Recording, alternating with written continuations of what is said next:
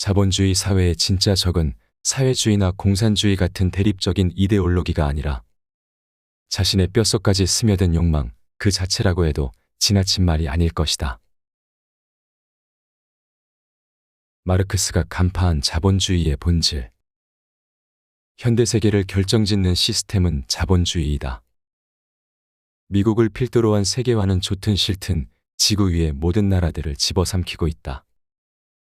이 자본주의는 도대체 어디까지 가야 직성이 풀릴까 하는 생각이 들 정도로 마치 고장난 브레이크를 달고 질주하는 기관차처럼 미친 듯이 달려가고 있다.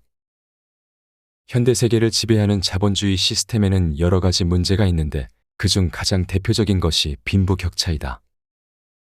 자본이 자본을 만들어내는 이 사회에서는 가진 자는 자신이 가진 것으로 더 많은 재물을 모을 수 있는 반면 가지지 못한 자는 아무리 애를 써도 부를 축적할 수 없다. 왜냐하면 높은 수준의 교육을 받지 못함으로 인해 낮은 임금과 열악한 노동 환경을 지속적으로 강요받기 때문이다. 또한 자본은 늘 새로운 시장을 찾아 자신을 확대하려는 성질을 갖고 있는데 이로 인해 일어나는 문제도 적지 않다. 19세기 유럽의 초기 자본주의 국가들이 차례로 식민지를 확대해 나가며 제국화한 것도 탐욕적으로 시장을 원하는 자본주의의 속성에서 비롯된 결과였다. 그리고 그 자본주의의 본질과 문제점을 간파한 것은 다름 아닌 사회주의와 공산주의 사상의 창시자인 카를 마르크스였다. 마르크스는 자신의 책 자본론에서 자본의 본질을 꿰뚫어 보는 것으로 자본주의의 구조를 날카롭게 파헤쳤다. 이 책의 요점은 자본은 자기 증식을 행하는 가치의 운동체다라는 것이다. 즉 사회에 투하된 화폐가 유통하는 과정에서 보다 큰 화폐가 되어 회수된다는 자본이 이윤과 잉여가치를 낳는 사회 시스템을 자본주의라고 정의한 것이다. 자본이 자기 증식을 한다는 것은 매우 뛰어난 통찰력이다. 돈을 은행에 맡기거나 하는 방식으로 사회에 투하하면 자본은 점점 불어난다. 예컨대 100억 원을 은행에 맡기면 그 이자만으로도 부유한 생활을 즐기며 살 수 있다. 운만 따라준다면 그 돈으로 주식에 투자해 더 큰 이익을 얻을 수도 있다.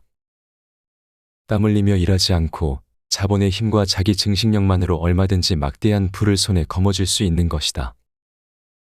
이렇듯 자본을 소유한 소수의 사람들에게 자본주의는 매우 좋은 시스템이지만 그렇지 못한 사람들에게는 이보다 불공평한 시스템이 없다. 마르크스의 자본론은 바로 이 가진 자와 갖지 못한 자 사이의 불공평함을 날카롭게 통찰하고 있는데 사람들은 그 덕분에 자본주의의 함정을 깨닫게 된다.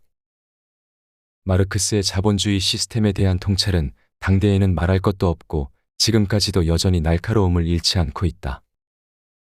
비록 자본주의와의 싸움에서 사회주의가 패배했지만 그럼에도 불구하고 자본주의의 본질에 대한 마르크스의 통찰력은 지금도 유효하다. 자본주의라는 녹슨 기관차는 왜 멈추지 않을까? 이렇듯 문제가 많고 모순덩어리임에도 불구하고 자본주의라는 기관차는 도대체 왜 멈추지 않는 걸까?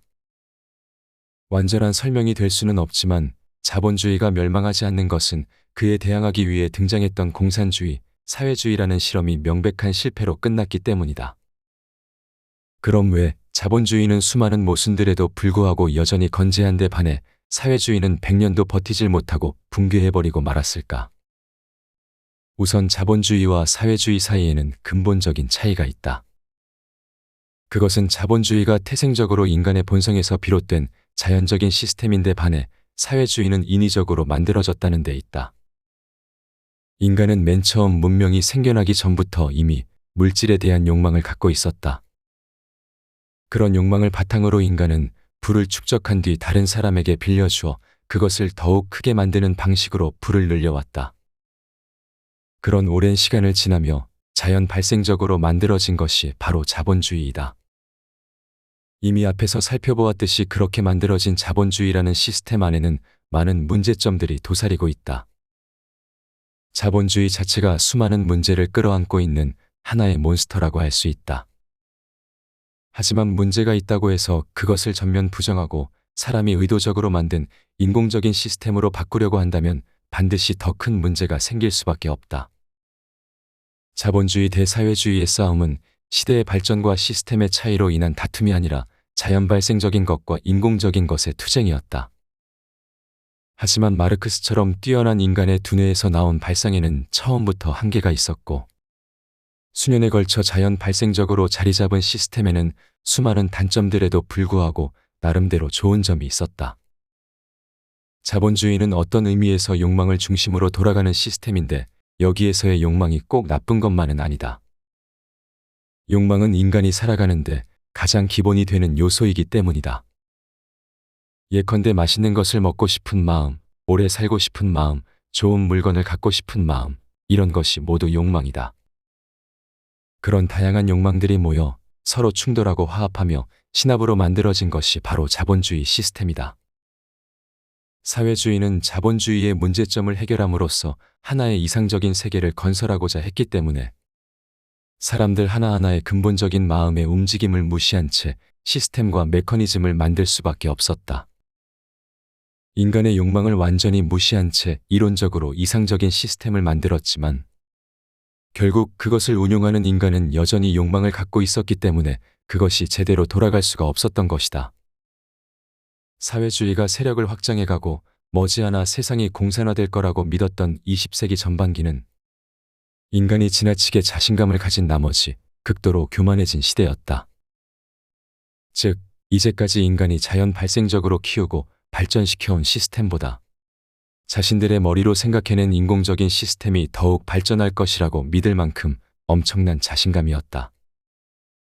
이러한 자신감의 배경에는 근대라고 하는 자연은 본능적이고 인공은 이성적이라 여겼던 시대가 있었다. 근대는 이성 신앙의 시대이다. 그러나 이성으로 욕망을 완전히 억누르는 것이 무리였다고 해서 욕망을 자유롭게 해방해도 되는 것은 아니다. 자본주의가 멈추지 않는 것은 인간의 욕망이 멈추지 않기 때문이다. 그리고 인간의 욕망을 그대로 두면 17세기 영국의 철학자 토머스 홉스가 리바이어던에 쓴 만인에 대한 투쟁과 같은 상황에 빠지게 될 것이다. 현대에 우리에게 필요한 것은 자본주의라고 하는 상황에 따라 악원도 될 수 있고 적군도 될 수 있는 몬스터를 적절히 길들이는 지혜이다. 사회주의 몸체에 자본주의 바퀴를 달고 달리는 중국. 자본주의의 모순과 문제점을 통렬히 비판했던 마르크스의 사상을 기반으로 만들어진 공산주의의 이상은 소련의 역사를 보아도 알 수 있듯이 결국 실패하고 말았다. 또한 사회주의 국가들의 종주국이었던 소련이 붕괴하면서 다른 사회주의 국가들도 너나 할 것 없이 앞장서서 자본주의를 도입하고 있다. 그런 가운데 상당히 흥미로운 실험장이 되고 있는 곳이 바로 중국이다. 중국은 소련을 따라 공산주의의 실현을 목표로 중화인민공화국을 수립했던 사회주의 국가이다. 중국은 지금까지도 정치적인 면에서는 여전히 공산당에 의한 일당 독재 체제를 유지하고 있다. 지금의 중국이 흥미로운 것은 공산주의 국가 특유의 독재적인 시스템은 유지한 채 경제적으로는 자본주의를 받아들여 야누스처럼 기묘한 사회 시스템을 만들어 놓았기 때문이다. 다시 말해 중국은 사회주의 몸체에 자본주의 바퀴를 달고 달리는 기관차와도 같다. 지난번 한 텔레비전 방송 프로그램에 출연했다가 중국의 주재하는 어떤 사람으로부터 매우 흥미로운 이야기를 들은 일이 있다. 최근 중국에서는 여러 가지 환경 문제가 대두되고 있는데 그중 하나가 백색 오염 문제라고 한다. 백색은 비닐봉투를 가리키는 것으로 사용하고 난 비닐봉투를 마구 버려서 마을 여기저기에 나뒹굴기 때문에 그로 인한 문제가 심각해지고 있다는 것이었다. 올림픽을 개최해야 하는데 이대로는 안 된다. 이런 고민 끝에 이 백색 오염 문제를 해결하기 위해 정부가 비닐봉투 사용을 유료화하기로 결정했다. 그러자 놀랍게도 유료화 실행 당일부터 거의 모든 사람이 비닐봉투를 전혀 쓰지 않게 되었다고 한다. 어제까지는 어차피 공짜이니 쓰지 않으면 손해라고 생각하는 듯 무분별하게 사용했던 사람들이 비닐봉투가 유료로 바뀐 순간 마치 서로 약속이나 한 것처럼 외면했을 뿐만 아니라 오히려 돈을 주고라도 사용하려는 사람들을 차가운 시선으로 보게 되었다고 한다. 참으로 놀랍지 않은가? 이야기를 들어보니 지금의 중국은 무슨 일이든 위정부에서 오늘부터 이렇게 하라 하고 지시하면 국민 모두가 일제히 그 말에 따를 정도로 일사불란하게 움직인다고 한다. 도대체 그들은 어떤 심리로 규칙에 무조건적으로 따르는 것인지 궁금해서 한 중국인에게 물어보았는데 대답은 의외로 단순했다. 그렇게 해서 좋아진다면 좋은 거 아닌가요? 우리에게는 약간 의아한 일일 수도 있지만 효율성이라는 관점에서만 볼 때 어쩌면 그것은 나름대로 긍정적인 시스템인지도 모르겠다. 하지만 모든 국민이 약속이나 한 듯 일제히 행동을 바꾸는 일이 갖는 문제점과 위험성은 비닐봉투 유료화와 같은 좋은 방향일 때는 잘 드러나지 않는다. 정부가 혹은 시스템을 운영하고 통제하는 집단이 뭔가 나쁜 방향으로 사람들을 이끌고 가려 할 때 치명적인 문제로 나타나는 법이다. 무슨 일에서든 모든 사람이 갑작스럽게 생각을 바꾸고 행동을 바꾸는 것은 어떤 의미에서 매우 위험한 일이다. 정치적인 체제 면에서는 공산당 독재, 경제적인 시스템 면에서는 사실상의 자본주의라는 이중구조의 거대한 나라 중국이 앞으로 어떻게 발전해 나갈 것인지가 향후 세계사의 흐름에 대단히 큰 영향을 미칠 것이다. 자본주의의 적은 자신 안에 있다. 자본주의의 본질은 차이를 만들어내어 차별화하는 것으로 가치를 창조하는 데 있다. 이로 인해 자본주의 사회는 물건을 소비하는 욕망 긍정사회가 되었다. 그렇게 볼 때 자본주의의 진짜 적은 사회주의나 공산주의 같은 대립적인 이데올로기가 아니라 자신의 뼛속까지 스며든 욕망 그 자체라고 해도 지나친 말은 아닐 것이다. 자본주의의 특징 중 하나는 물건이 순환한다는 것이다. 그러나 현대의 선진국에서는 물건이 국민 생활 전반에 걸쳐 폭넓게 보급되어 있는 터라 개인의 욕망도 웬만큼 충족되어 있다.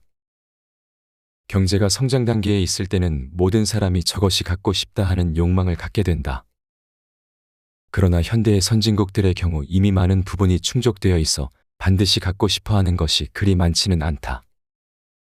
게다가 최근에는 환경 문제가 매우 중요한 화두로 부각되어 이대로 가면 인류의 미래는 없다는 문제의식과 불안감이 팽배해 있다. 현대사회에서는 우선 냉장고, 다음은 텔레비전, 그 다음은 자동차 하는 식으로 무엇이 갖고 싶다 하는 욕구가 과거에 비해 현저히 적어졌다. 따라서 지금의 소비는 실제적인 소비보다는 앞에서 말한 것처럼 기호를 소비하는 형태로 발전하게 된다.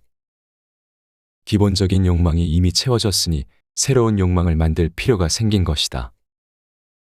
그렇다면 이러한 브랜드에 대한 욕망은 어디에서 오는 걸까? 그것은 개인이 자신의 존재와 위치에 만족하지 못하고 자신감을 갖지 못하는 불안감에서 비롯된다. 자신감이 사라진 데서 오는 불안감이 존재하는 한 명품은 그러한 마음의 자급자족이 불가능한 사람들에게 일종의 보강제로서 기능할 것이다. 또한 현대사회에서 광고와 선전은 비록 겉모습은 다양한 형태를 취하고 있지만 궁극적으로는 불안감을 부추기는 것으로 구매에 대한 욕망을 만들어낸다. 예컨대 텔레비전의 광고를 보면 이것을 잘 알 수 있다. 당신이 이걸 갖고 있지 않다는 것은 시대에 이미 뒤처졌다는 증거입니다.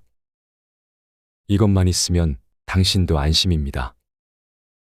남들이 다 가진 것을 자기만 갖고 있지 않다는 왠지 모를 열등감, 자신이 갖지 못한 것을 다른 누군가가 갖고 있다는 부러움이나 질투심. 그런 여러 가지 불쾌한 감정의 반동으로 명품을 향한 강렬한 욕망을 갖게 되는 것이 현대 자본주의 사회의 본질적인 모습이다. 현대의 미국, 그리고 서구 유럽 선진국들에서의 자본주의는 정체 상태에 빠져 있다. 하지만 그렇다고 해서 자본주의 시스템을 포기하거나 멈출 수도 없기 때문에 끊임없이 새로운 길을 찾아가고 있는 것이다.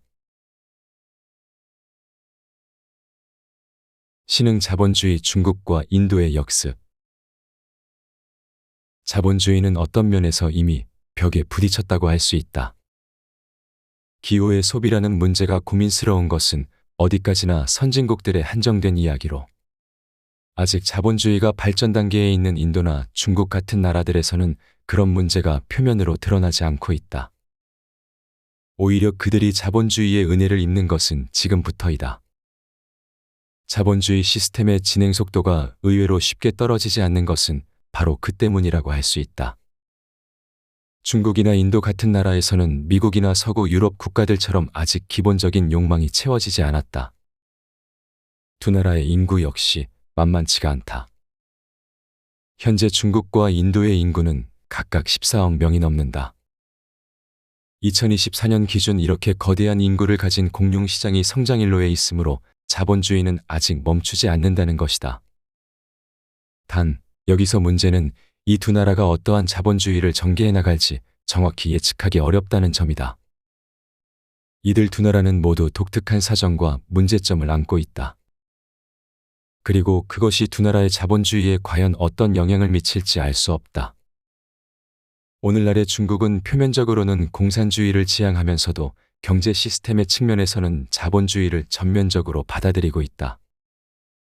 따라서 자본주의 사회의 큰 병폐 중 하나인 빈부격차 문제에 있어서도 중국은 다른 자본주의 국가들과 똑같은 문제를 안고 있다.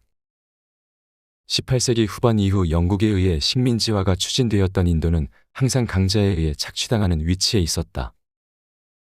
그 결과 영국이 급속도로 경제 발전을 이루는 동안 인도는 지배자인 영국의 경제를 지탱해주는 거대한 플랜테이션으로 전락해 가혹한 노동과 수탈이 지속되는 상태였다. 제2차 세계대전 당시 인도는 자치를 인정할 테니까라는 영국의 구두 약속을 믿고 무려 150만 명의 대규모 군대를 영국군에 파병했다. 그러나 그 약속은 지켜지지 않았다. 그런 배신을 당하면서도 인도는 마하트마 간디의 지도하에 비폭력 독립운동을 계속하여 1947년 마침내 독립을 이루게 된다.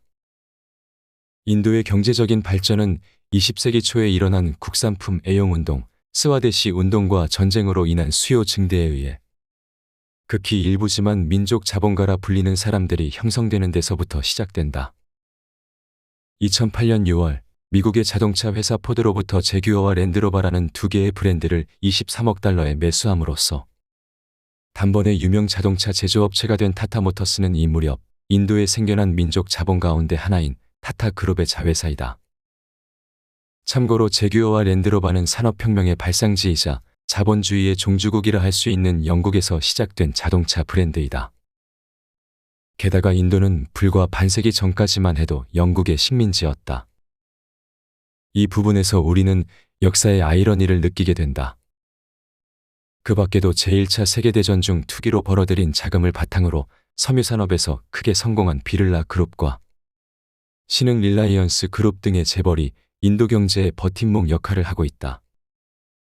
또한 그동안 수학교육에 주력해온 인도는 뛰어난 자국의 인재를 적극 활용하여 IT 산업 분야에서 특히 급속도의 성장을 이루며 유럽 선진국들마저 주눅들게 하고 있다.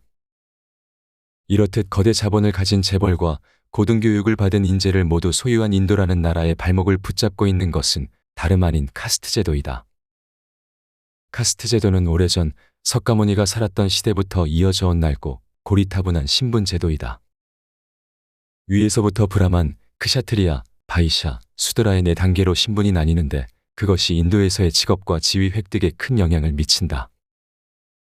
법률상으로 카스트 제도는 1950년에 제정된 헌법에 의해 전면적으로 금지되어 있다. 즉 법적으로 카스트는 사라진 셈이지만 인도 사회에서는 그 악습이 여전히 뿌리 깊게 남아 있어서 여러 측면에서 인도 발전의 발목을 잡고 있는 것이 엄연한 현실이다. 앞으로 자본주의가 더욱 발전해감에 따라 이러한 카스트 제도가 어떤 문제로 이어질지는 누구도 예측하기 어렵다.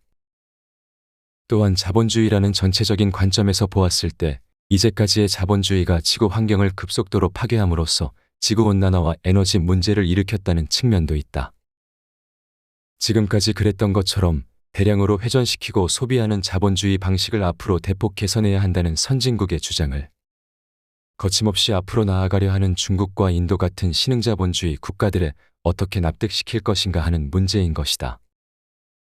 실제로 이산화탄소 배출량 삭감에 대해서도 자기들과 보조를 맞추기 바라는 선진국들의 주장에 대해 중국과 인도는 우리는 앞으로 더 발전해야 하는 상황이니 방해하지 마라, 환경보다 자국의 발전을 우선한다 하는 식의 주장으로 맞서고 있다. 물론 그들의 주장에도 일리가 없는 것은 아니다. 하지만 나는 종종 자본주의라고 하는 가진 자와 갖지 못한 자의 차이를 기본으로 한 체제에서 세계 인구의 대부분이 가진 자가 되었을 때 과연 이 시스템이 그리고 더 나아가 지구라는 별이 과연 그 엄청난 압력을 견디어낼 수 있을 것인가 하는 의문을 갖곤 한다. 이것은 겪어보지 않으면 알 수 없는 일이다. 사람의 계획이 뜻대로 되지 않을 수 있다는 것은 이미 경험한 사회주의 시스템의 실패로도 얼마든지 예측할 수 있다. 자본주의의 미래는 인류 전체의 미래이기도 하다.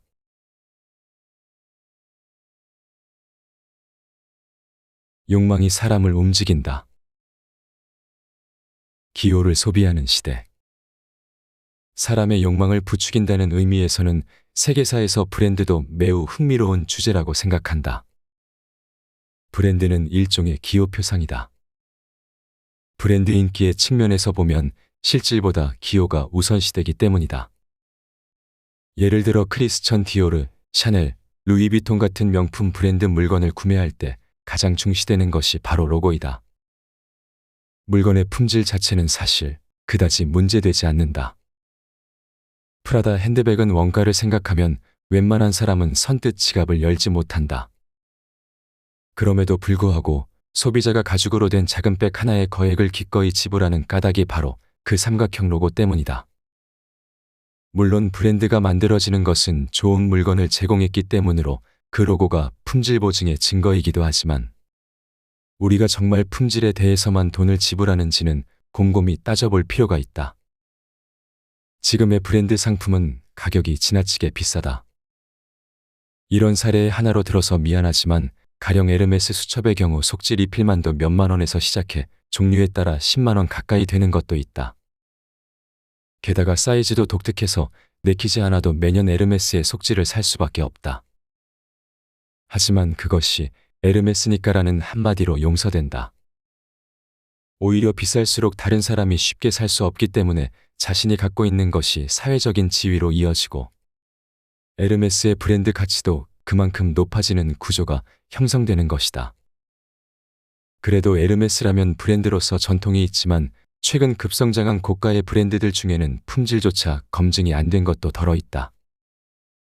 그 까닭은 최근의 브랜드 전략이 품질보다는 다른 측면들에 집중하는 경향이 있기 때문이다. 이러한 브랜드 전략이 성립하는 것은 광고에 의해 기호가 가치를 갖게 되기 때문이다. 그리고 그것이 프랑스의 현대 사상가 장 보드리아르와 같은 기호론을 주장하는 사람들이 말하는 우리는 기호를 소비하는 생활에 들어와 있다는 것을 적나라하게 보여준다. 현대에는 거의 모든 것에서 기호를 소비한다. 예를 들어 일본 텔레비전의 버라이어티 프로그램 가운데 출연한 연예인에게 고가의 물건과 저가의 물건을 맞추게 하는 등급 매기기 프로그램이 있었다. 이 프로그램을 보면 누구나 자신의 지식과 감각만으로는 품질의 우열을 정확히 가려내기 어렵다는 것을 알게 된다. 한 병에 수백만 원을 호가하는 최고급 와인인 로마네 콩티와 2만 원짜리 싸구려 하우스 와인을 구별하지 못하는 사람이 의외로 많다. 이것이 현실이다. 물론 2만 원짜리 하우스 와인이 100배가량 비싼 로마네 콩티보다 맛있다고 하는 사람도 얼마든지 있을 수 있다.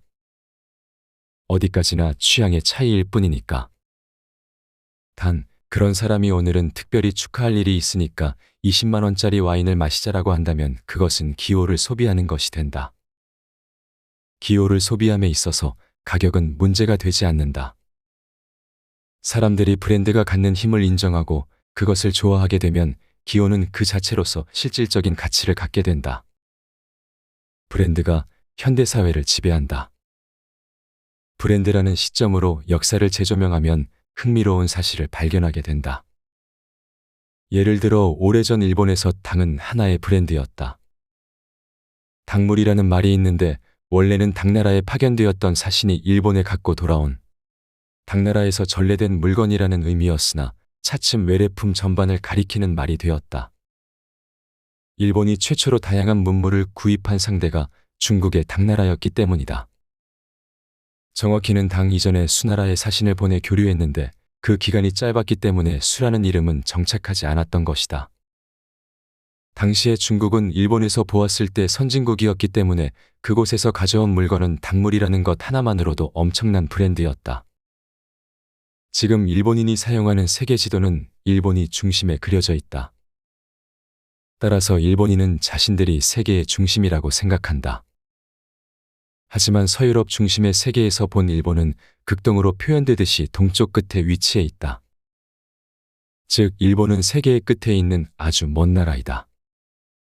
거리가 워낙 먼 탓도 있지만 에도 시대에는 쇄국 정책을 폈기 때문에 일본은 근대가 되기 전까지 세계사에 전혀 참여하지 못했다. 일본이 유럽에 맨 처음 알려진 것은 마르코 폴로의 동방견문록에 의해서이다. 한데 거기에도 동쪽 끝에 있는 중국이라는 나라보다 더 동쪽에 있는 황금의 나라 지팡구라는 이름으로 마치 동화 속 나라처럼 기록되어 있다. 당시만 해도 세계의 끝에 있는 일본이 세계를 보기 위해서는 이웃나라인 중국에 의존하는 수밖에 없었다. 반대쪽은 다른 나라가 전혀 보이지 않는 망망대해 태평양이니까. 고립된 위치에 있기 때문에 유일한 창고인 당나라로부터 들어오는 세계의 숨결을 느끼게 하는 물건에 일본인은 흠뻑 매료될 수밖에 없었던 것이다. 일본인은 지금도 해외 브랜드라면 사족을 못 쓴다. 맨 처음 중국이었던 열망의 대상은 네덜란드와 포르투갈, 또 영국과 프랑스로 시대를 거치며 변화해 가는데 최초에 새겨진 닭물 이콜, 외래품은 좋다라는 주술로부터 지금까지도 벗어나지 못하고 있다. 그렇다면 세계 속에서는 지금까지 무엇이 브랜드가 되어왔을까?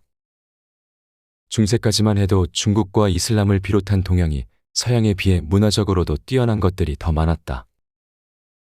도자기와 실크가 가장 대표적인 사례이다. 그리고 그것들이 하나의 브랜드가 되었다. 그런 동양의 물건들에 열광했던 유럽인들이 대항해 시대를 열었는데 산업혁명을 경험하면서 동양과 서양의 입장이 완전히 뒤바뀌어 버렸다. 스스로 만들어낸 열망에 춤추는 현대인. 앞에서 얘기했듯이 현대사회에서 브랜드는 하나의 기호가 되어버렸다. 본래 브랜드는 독자적인 기술로 키워진 품질로부터 시작하여 독특한 이미지와 품격이 거기에 덧입혀지고 마침내 모두가 동경하는 그 무엇이 되는 과정을 통해 완성된다. 스페인의 바르셀로나에 가면 사그라다 파밀리아 성당이 있는데 그곳은 언제나 수많은 관광객들로 북적거린다. 이집트의 피라미드 역시 사람들을 매료시킨다. 그러나 만일 사그라다 파밀리아 성당이나 피라미드가 다른 곳에 있어도 똑같이 매력적일지는 의문이다. 브랜드란 지역이나 사람과 분리해서는 성립되기 어렵기 때문이다. 이처럼 국가적인 관점에서 볼 때 나라의 자산이 브랜드화됨으로써 문화가 유지되는 측면이 있다. 이와는 대조적으로 모든 것을 하나로 염색해버리는 브랜드도 있다. 바로 맥도날드 같은 글로벌 브랜드가 대표적인 예다. 맥도날드 브랜드에서는 세계 어느 곳에서든 똑같은 음식이 똑같은 가게에서 똑같은 방식으로 제공된다. 어디를 가든지 똑같은 규격의 물건이 제공된다는 것은 한편으로 안도감을 주지만 다른 한편으로는 눈에 보이지 않는 압력도 느끼게 된다. 로컬 브랜드가 거대 자본에 밀려 쫓겨나는 것에 대한 반감이 그런 것이다. 예를 들어 인도 거리에서 맥도날드를 보면 우리는 조금은 실망하게 된다. 맥도날드 자체가 싫은 것은 아니다. 오히려 자신의 생활권 안에 체인점이 생기면 좋아할 사람이 아마 더 많을 것이다. 집 근처에 있는 것은 좋지만 인도에서 만나는 것은 싫다고 우리가 멋대로 생각하는 것은 외부 세계에 대한 동경이 있기 때문이다. 어디를 가든지 똑같다로는 재미가 없다. 사실 이 외부 세계, 다른 세계에 대한 열망이 사람의 마음을 부추기고 세계사를 움직이는 힘이 되었다. 로마 시대의 유럽인에게 동경의 대상이 된 지역은 이집트였다. 그래서 클레오파트라는 이집트의 여왕이라는 타이틀만으로도 로마인들에게 굉장한 브랜드가 되었다. 율리우스 카이사르는 클레오파트라와 연인 사이가 된 후 그녀를 로마에 데리고 오는데 이때 상당수의 로마 시민들이 그녀를 동경의 찬 시선으로 맞이했다. 클레오파트라는 실제로는 상당히 지적인 여성으로 미모는 그다지 빼어나지 않았다는 설도 있다. 그러나 아름다움을 따지기 이전 이집트 여왕이라는 타이틀만으로도 그녀는 이미 절세미녀라는 브랜드를 갖고 있었던 셈이다. 이것은 에르메스라는 브랜드만으로 무조건 좋은 것, 화려한 것이라고 생각하는 심리와 같은 맥락이다. 이집트라는 브랜드는 수천 년의 역사가 빚어낸 것이지만 전혀 아무것도 없는 곳이 사람들의 동경과 열망을 집중시키는 곳으로 브랜드화한 장소도 있다. 대표적인 곳이 할리우드이다. 지금이야 영화의 성지이지만 과거의 그곳은 아무것도 없는 땅이었다. 할리우드 영화에는 서해안의 밝고 온화한 기후가 반영되었고 그 밝은 분위기 속에서 만들어진 영화에 세계인들은 열광하게 된 것이다. 예를 들어 미국인이 갖고 있는 미녀의 이미지는 할리우드가 만들어낸 것이다. 비비안 리, 오드리 헵번, 마릴린 먼로 등은 전부 할리우드라는 브랜드가 세계에 제공한 브랜드 미녀들이다. 미국의 생활 양식을 만들어낸 것도 할리우드이다. 할리우드에서 만들어진 영화나 홈드라마에 그려지는 미국의 가정생활은 처음에는 미국인에게조차 동경의 대상이었다. 넓은 집에 햇빛이 잘 드는 마당, 집 안에는 최신형 냉장고가 있고 그 안에는 먹을거리가 잔뜩 들어있다. 거실에는 커다란 텔레비전이 놓여 있고 가족은 언제나 농담을 주고받으며 행복하게 미소 짓는다. 그런 영상이 사람들의 마음에 동경의 대상으로 들어와 자신의 생활 양식을 거기에서 맞추는 형태로 변하게 되었던 것이다. 그것은 동시에 신흥제국 미국의 세계화 전략 가운데 하나이기도 했다. 미국의 생활 양식을 동경하고 따라하는 행위는 미국의 물건을 갖고 싶다는 열망으로 이어지기 때문이다. 즉 미국적인 가치관과 생활 양식을 세계에 알림으로써 동경과 선망을 심어주어 세계를 미국 중심으로 바꿔가려는 것이다. 그래서 할리우드 영화는 세계 경제를 미국 중심으로 돌아가게 만들기 위한 천병 같은 역할을 했다고도 할 수 있다. 참고로 영화 이전에 유럽의 천병 역할을 했던 것은 바로 교회였다. 코르테스와 피사로가 정복한 직후 중남미에서는 기독교 교회가 많이 세워졌다. 아시아를 식민지화할 때에도 현지의 교회를 세우기 위한 선교사들이 가장 먼저 보내졌다. 갑자기 무력으로 억압하게 되면 반발이 클 수밖에 없기 때문에 우선 종교로 마음을 돌려놓으려는 것이다. 사람들이 섬기는 신을 바꿔버리면 그 신의 이름을 이용하여 사람들을 자신에게 유리한 방향으로 이끌고 통제할 수 있기 때문이다. 현지인에게 좋은 인상을 주기 위해서도 사랑을 설교하는 교회를 두는 것은 효과적이었다. 이렇듯 할리우드 영화나 드라마가 맡은 역할은 이 시대의 교회와 같은 것이다. 중심의 이동으로 보는 세계사의 거대한 흐름. 세계인들이 동경하는 장소는 시대의 변화와 함께 이동한다. 예를 들어 불교가 중국에 전해졌을 때 중국인들에게 불교의 발상지인 인도는 가장 매력적인 동경의 대상이었다. 현장법사가 온갖 고생을 마다하지 않고 경전을 구하기 위해 천축으로 간 것도 그곳이 당시 불교의 중심이었기 때문이다. 하지만 인도 불교는 신압으로 쇠퇴하고 서구의 식민지로 전락하면서 동경의 땅과는 멀어지게 된다. 유럽 내에서도 중심의 이동은 일어났다. 특히 로마 제국의 동서분열 이후 중심은 뚜렷한 우위 없이 유럽 각지를 전전하다가 15세기 대항해 시대 이후에는 그 움직임에 엄청난 가속도가 붙었다. 15세기부터 16세기에 이르기까지 유럽의 중심은 인도 항로의 개척으로 번영했던 포르투갈과 중남미를 정복한 스페인이었다. 당시에는 두 나라 모두 광대한 식민지를 가진 강국이었다. 현재 중남미 국가들이 스페인어와 포르투갈어를 사용하는 것은 이 시대에 이 두 나라가 남아메리카 대륙을 지배했기 때문이다. 그러나 그 중심도 양국의 불을 삼각무역으로 가로챔으로써 번영을 이룬 영국으로 이동한다. 그리고 영국은 산업혁명을 겪으며 경제적으로나 정치적으로 모든 나라 위에 군림하는 대영제국으로서 세계의 중심이 된다. 세계사를 큰 흐름으로 이해할 때 국가의 번영을 중심의 이동으로 인식하는 것은 매우 중요하다.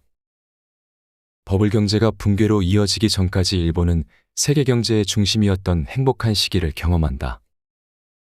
하지만 지금 경제의 중심은 일본이 아니다. 일본인은 경제 축에 있어서 중심의 이동으로 극심한 불안감에 떨고 있다. 과거에 스페인과 포르투갈이 맞보았고 그 두 나라를 비참한 지경에 빠뜨렸던 영국 역시 새로운 강자인 미국의 중심을 빼앗김으로써 맛보아야 했던 자국의 쇠퇴.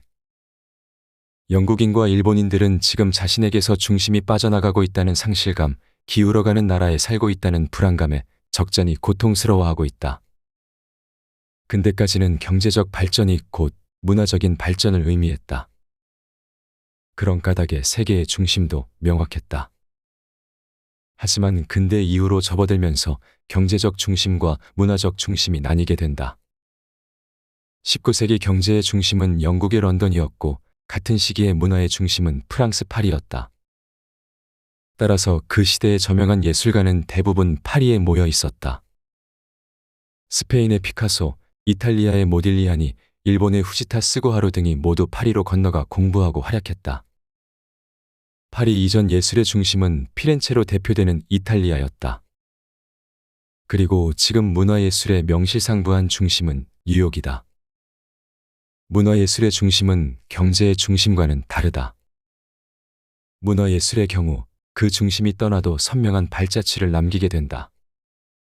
하지만 경제의 중심이 다른 곳으로 이동하면 그곳에 남겨진 사람들은 쇠퇴와 몰락으로 인한 우울감을 맛보게 된다. 문화예술의 중심이었던 곳에는 품격 있는 건조물과 명화, 예술과 문화의 향기라는 유산이 남아서 사람들은 이전의 영광을 긍지로 여기며 살아갈 수 있다. 로마, 피렌체, 파리, 빈과 같은 문화적, 예술적 중심을 경험한 장소가 지금도 세계적인 관광지로서 동경의 땅으로서 사람들에게 인기를 모으는 것은 그런 문화적인 유산이 남아있기 때문이다. 역사적으로 보았을 때 문화예술의 중심이었던 곳은 브랜드가 되고 경제의 중심이었던 곳은 브랜드가 되지 않는 것은 매우 흥미로운 현상이다. 물이 짓는 본능, 도시화. 사람은 뭔가 일이 있으면 모이고 싶어 한다. 사람이 모이는 장소로서 가장 대표적인 것이 도시이다. 그런 의미에서 세계사를 도시라는 관점에서 보는 것도 중요하다. 도시는 외적으로부터 사람과 물건을 보호하기 위해 성벽도시로 발전했다. 무엇보다 안전성을 중시한 것이다. 개인적으로는 주위를 높은 벽으로 둘러쳐서 그 안쪽에 의도적으로 번잡함을 만들어냈던 것이 아닐까 하는 생각도 한다. 왜냐하면 인간은 본성적으로 떠들썩하고 화려한 곳에 가고 싶어하는 속성을 갖고 있기 때문이다. 일본은 인구에 비해 영토가 좁다 보니 사람들이 도쿄를 비롯한 대도시에 지나치다 싶을 정도로 집중되어 있다. 평일 낮 시간의 경우 전체 일본 인구의 약 10%가 도쿄에 머문다는 통계도 있다. 이렇듯 인간이 도시에 집중하게 됨으로 인해 도시의 번영은 곧 국가의 번영으로 이어진다. 원래 문명의 탄생은 사람이 많이 모인 곳에서 물건을 교환하는 것, 즉 도시화로부터 시작된다. 물건과 정보 교환이 번잡함을 만들어내므로 그곳에 필요한 것은 다양성이다. 다양성을 가진 사람과 물건이 한 장소에 모임으로써 화학 반응이 일어나듯 새로운 문화가 탄생하고 그 문화가 더 많은 사람들을 끌어모음으로써 도시는 성장한다. 따라서 떠들썩한 도시는 이전 당나라의 장안이든 예술의 도시 파리든 지금의 뉴욕이든 다양한 사고방식을 갖고 있는 서로 이질적인 문화를 향유하는 사람들이 여러 장소로부터 모여드는 공간이다. 인간은 단순히 먹는 것만으로는 만족할 수 없는 존재이다. 먹는 일이 전부라면 먹을거리를 얻을 수 있는 넓은 땅에서 사는 것이 훨씬 낫다. 하지만 실제로는 고양이 이마처럼 좁은 장소밖에 얻을 수 없는 도시로 경쟁하듯 몰려든다.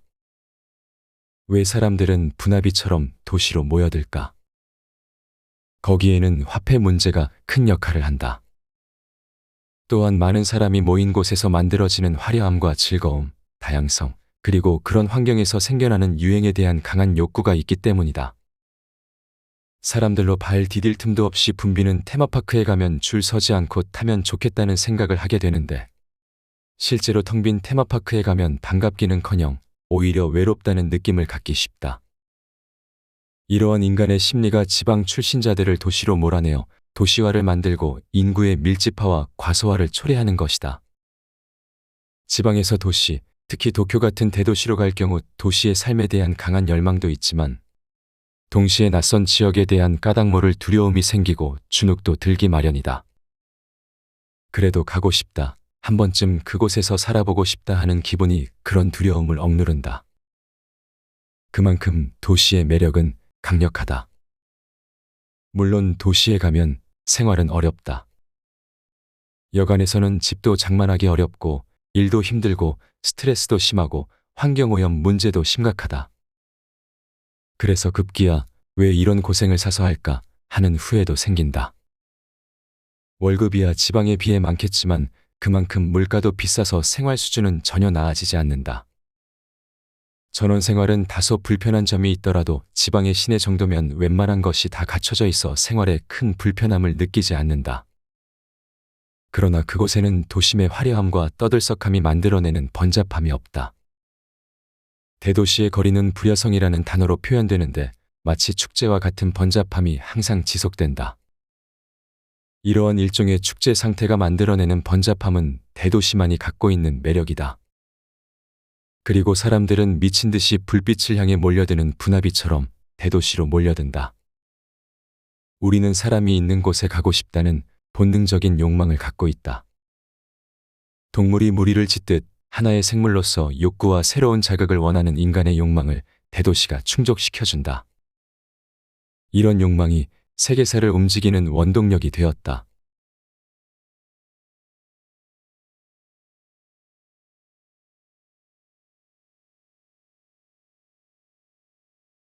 앞에서 소개한 내용은 세계사를 움직이는 5가지 힘에서 가져왔다.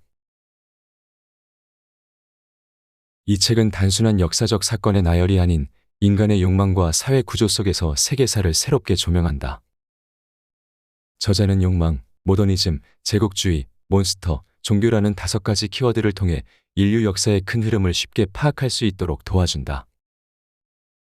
책에서 가장 인상 깊었던 부분은 자본주의에 대한 저자의 통찰이다. 특히 자본주의라는 녹슨 기관차는 왜 멈추지 않을까라는 질문에 대한 저자의 답변이 매우 인상적이었다. 저자는 자본주의가 멈추지 않는 이유를 단순히 경제 시스템의 효율성이나 사회 구조의 안정성 때문이라고 보지 않는다. 대신 그는 인간의 욕망이라는 근본적인 동력에 주목한다. 즉, 자본주의 시스템은 인간의 끝없는 욕망을 충족시키는 데 특화되어 있기 때문에 끊임없이 작동될 수밖에 없다는 것이다. 이러한 저자의 주장은 단순히 경제학적인 관점을 넘어 인문학적인 관점에서 인간의 본성과 사회 시스템의 관계를 생각해보게 한다. 우리는 흔히 자본주의를 하나의 시스템으로만 인식하지만 저자는 자본주의가 인간의 욕망이라는 더욱 근본적인 힘에 의해 움직이는 생명체와 같다고 설명한다. 이외의 책에는 커피, 차, 금, 철과 같은 일상적인 것들부터 이데올로기, 종교까지 다양한 주제를 넘나들며 인류 역사를 움직이는 근본적인 힘을 탐구한다. 가볍게 읽으면서도 깊이 있는 사고를 할 수 있도록 이끄는 매력적인 책이다. 꼭 읽어보길 권한다.